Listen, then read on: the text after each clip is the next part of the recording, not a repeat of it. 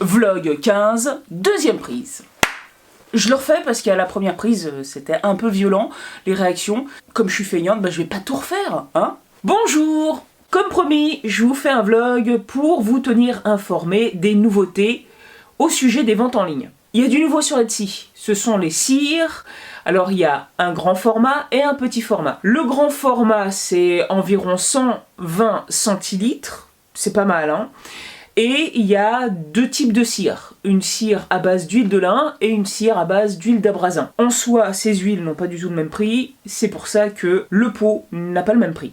Bon, mais c'est pas une grosse différence. Détrompez-vous, les petits formats contiennent quand même une belle quantité. Moi j'en utilise depuis plus d'1 an et franchement j'en ai pas utilisé tant que ça. Pourtant j'enduis tous les bols que j'ai vendus jusque là.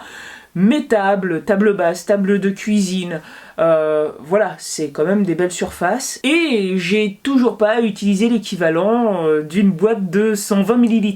Sur eBay, j'ai mis 4 bols et vases en vente. C'est des petits diamètres. Vous avez une semaine pour faire des enchères dessus. La mise à prix est assez basse. Le but, c'est que justement, il y ait des enchères. Parce que c'est un bon sondage en soi.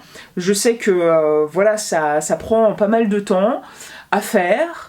La finition, elle est bien. Je prends toujours beaucoup de temps pour que ça brille bien, pour que ce soit une finition qui soit pérenne. Donc je mets de l'huile, je laisse bien sécher de façon à ce que je puisse lustrer et que le lustrage reste longtemps, même après plusieurs lavages.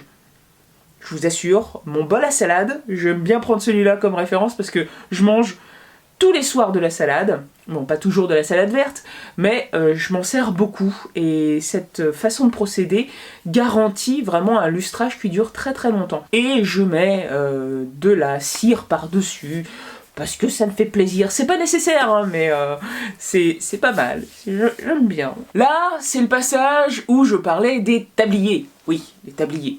Certaines personnes m'ont demandé s'il était possible d'en acheter, des tout faits, des à faire. Alors j'ai parlé des tout faits, j'ai parlé du prix du tout fait. Ça ne se voit pas, hein, mais les 2 tabliers que j'ai faits, ça m'a pris 4 jours pour les faire. Tout le monde sait que le cuir, ça se coupe comme ça.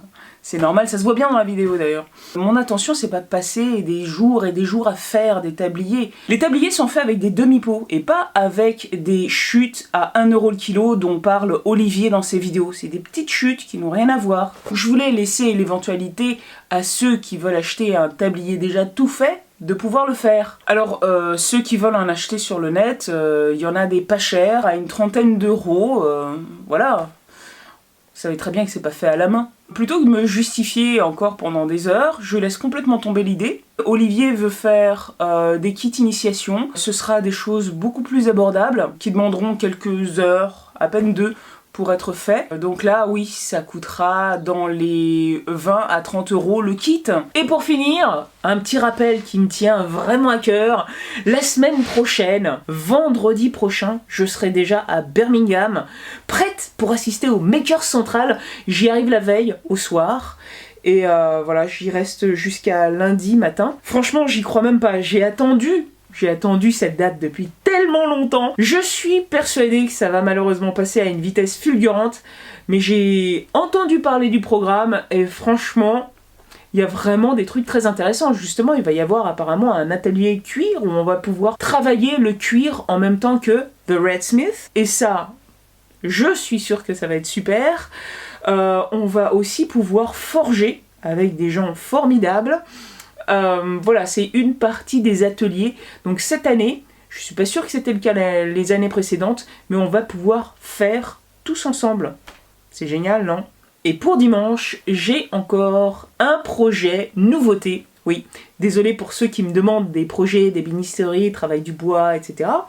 Mais voilà, malheureusement, je crois que je suis une maker dans l'âme. J'aime bien faire plein de trucs différents, découvrir, partager. Et donc, pour dimanche, ce sera encore un truc nouveau. Ceux qui me suivent sur Instagram et les réseaux sociaux savent déjà de quoi il s'agit. Et franchement, j'adore le résultat. Je ne m'y attendais absolument pas. J'ai mis la barre très très haute et franchement, c'est assez réussi. À dimanche alors!